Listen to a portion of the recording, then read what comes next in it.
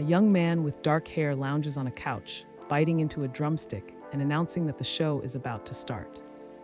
Suddenly, someone shouted in confusion about the power outage and demanded to know what was happening. A woman wrapped in a blanket asked a mother holding a baby if her home still had electricity. A worried woman holding a crying baby warned that the running water had stopped, so there was no hot water to make milk for the children. A young man with dark hair wiped his glasses and worried aloud that the cold was unbearable, while a blue-haired woman urged a crying boy not to cry. Then 3 residents huddled in a dim hallway, anxiously voiced fears that the cold would kill people and wondered how they would find food. He stood by the table, saying no one could depend on the officials now. Still crouched by the yellow machine, he adjusted a knob and remarked that it was always wise to be prepared for trouble. Outside, snow piled high as a single window glowed against the darkness of the apartment building. Inside the cold room, an anxious older man wrapped a shivering child in a blanket and wondered aloud why things had changed so suddenly. On the glowing group chat screen, one alarmed member warned about a global blizzard, while others stressed population fears and urged everyone to stock supplies. A cautious man with curly hair checked his phone, thinking he needed to grab supplies before anyone else found out. A worried boy wrapped in a blanket turned to a comforting grandmother, asking when his parents would return, and she gently promised they would be back soon. A determined young man with dark hair silently vowed he had to protect them both and that survival was all that mattered. 3 anxious people scanned their phones, reading a strict disaster notice that warned everyone to cooperate with community management or face police consequences. Indoors, a blue-haired young man anxiously questioned what was happening outside, while Yi dismissed his concern and explained someone got addicted to a little power. Yi, frustrated and injured, grumbled that the old TM's chicken feather tactics failed, and now she had the nerve to start ordering people around. A group of shivering men pleaded that they were trapped without medicine, while Yi scolded them for failing to teach him a lesson. Yi, satisfied and relaxed, stretched in front of the glowing TV as the words "Finish the game" flashed on the screen. A smartphone buzzed with a neighborhood committee message, announcing that supplies would be collected from every household and then distributed evenly. He glanced at his phone, hearing that officials warned the blizzard would continue for a while and had already affected TM's daily life. A serious man announced that the neighborhood committee would gather supplies from each home and distribute them equally to help everyone through tough times. Yi, a calm young man, studied his phone and thought that someone was using the same trick TM'd seen in his previous life. An angry man with a phone accused someone of lying about their supplies, insisting they must have plenty stored at home from their warehouse job. A tense man gripped a frightened woman's head, telling himself he needed to stay calm and that tricking Yi could secure them supplies for a week. A nervous man checked his phone and read an order telling him that his warehouse job meant he must share food and drinks. Yi, a cunning young man, urged the person on the phone to trust him and hand over supplies, suggesting they give him instant noodles to start. An aggressive man threatened Yi, insisting the organization demanded the supplies, but Yi dismissed his warning with a single, unimpressed sound. He smirked at his phone and said the organization was nothing, just led by a neighborhood committee director without real authority. A firm and serious man stood in his room, telling the caller that if they truly had power, they should command everyone and meet him at home. The angry man with curly hair slammed his hand down, yelling that no one should underestimate him because he led the entire community. A worried man with sweat on his brow gripped his head, thinking he had to trick as many households as possible before anyone caught on. Snow drifted across the silent city, blanketing rooftops as the crescent moon watched over the sleeping towers. Yi, a cunning and observant man, watched the surveillance footage and muttered that some people were foolish enough to bring her supplies. He ate noodles with calm defiance, stating that others chose their fate and their dwindling supplies were no concern of his. Outside, snow blanketed the silent city, as the narrator warned that only those with supplies stood and everyone else could only wait for death. In the community chat group, several residents pleaded for fair food distribution and reminded an auntie about their agreement to share supplies. Wrapped in a blanket on the couch, a possessive man declared all the food and the baby were his. A man with a smirk stood among stacked boxes, insisting he wouldn't return the supplies after all the effort he spent tricking others to get them.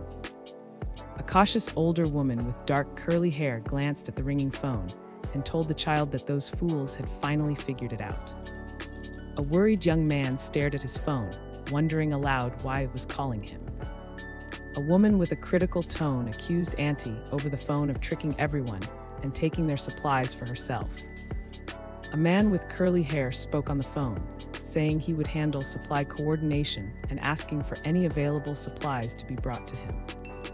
A baby with large eyes chewed quietly as voices nearby argued about missing supplies and accused an old woman of keeping more than her share. A man leaned back with a smug grin, warning someone over the phone to hand over what he wanted or face the consequences. The gang leader, a confident and intimidating man, declared that he and his crew would come in person to collect what they wanted. A man with a determined glare blocked the door, shouting at the group outside that they were trespassing and had no right to enter. The injured man with curly hair slapped the slick and composed man, insisting he had tricked his neighbors for supplies because he believed it was just. A young man with dark hair smirked while holding a sausage and remarked that the two men on the screen had started fighting each other. Then he raised his finger and suggested sharing the video with the group so everyone could watch it. He pointed at the laptop and said he expected TM's reaction to be incredible. He ordered the group to search the place and take all the food and drinks before anyone else could benefit. A desperate old man clutched a white boot and pleaded with the group, saying he needed some supplies left for himself and his grandson to survive. A dominant, aggressive man towers over the desperate, injured stranger, warning him coldly to stop begging and insisting the situation is none of his concern. The aggressive man landed a punch, shouting at the defenseless victim to get lost as the other recoiled in pain. A young man with dark hair stands frozen, shock in his eyes as he sees an injured stranger lying in a pool of blood. An angry young man with dark hair raised a knife and shouted for his unseen enemies to get out. A determined young boy lunged forward and stabbed a man carrying a box, leaving the victim stunned and reeling from the sudden attack. A fierce-looking man with a mohawk clenched his fist and demanded to know if the unseen person was seeking death. The aggressive man with a mohawk lunged from behind and shouted that he was going to kill his target. Laughter filled the room as one man praised his companion, calling out that Fifth Brother's powerful kick had sent the young boy flying onto the couch. A confident man with a mohawk flipped his knife and joked that someone should have recorded his impressive move. A bruised man with anxious eyes leaned over the unconscious child, calling desperately for his grandson. Yi, angry and disdainful, spat out and declared that both of them deserved what happened because they were trash. A man with a bat marched forward, declaring that this was the price for tricking neighbors and he was delivering justice. From a grainy surveillance feed, a man attacked someone sprawled on the floor as a young boy's voice in chat cheered the violence, echoed by a girl's approval. The thoughtful young man stared at his phone and quietly noted that no one had noticed the real issue yet. Someone warned Brother that without his help, they wouldn't know how to handle the thief and urged him to watch out for police trouble. He shrugged with a relaxed smile and said it wasn't any of his business. A smartphone lit up with a new message from the owner group chat. Yi, a young man with dark hair, stared at his phone as someone frantically asked if anyone had life-saving medicine for an emergency surgery. A confident woman with long purple hair, dressed as a doctor, stood under sparkling lights and wondered aloud if Joe wanted to operate on. In the midst of the argument, Yi insisted they had to unite against or risk being picked off one by one. Yi stirred the steaming pot and told someone on the phone he might have expected too much from the others. Steam curled upward as a ladle dipped into the pot, pouring hot soup into a waiting bowl. Yi sat quietly, thinking most of the blame fell on the people still arguing with each other. Then, reacting to the heat, Yi blew on his steaming spoon and exclaimed that it was much too hot. Suddenly, a white ceramic bowl shattered against the wooden surface, sending sharp fragments scattering near the open book.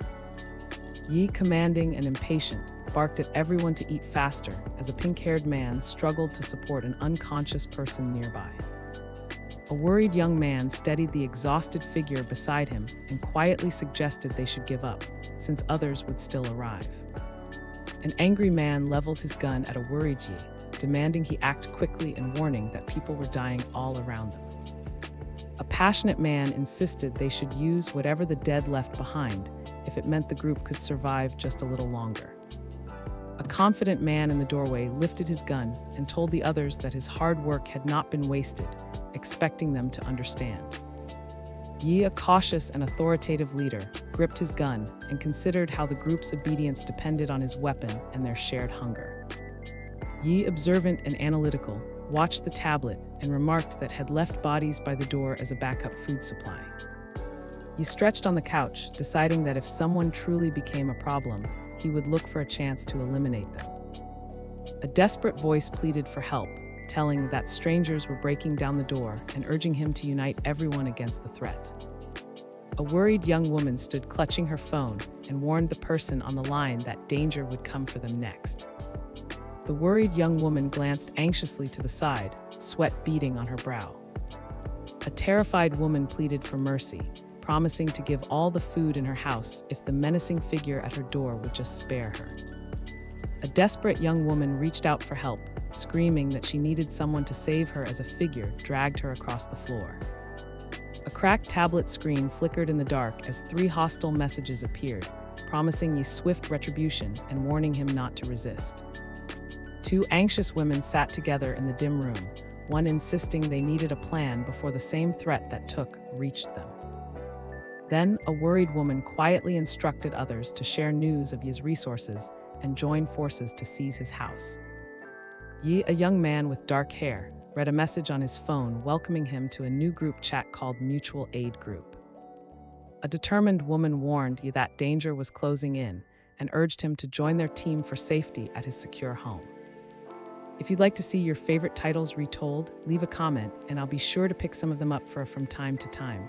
Also, let me know which video format you like, more long videos or short ones. Don't forget to like and subscribe. See you again soon.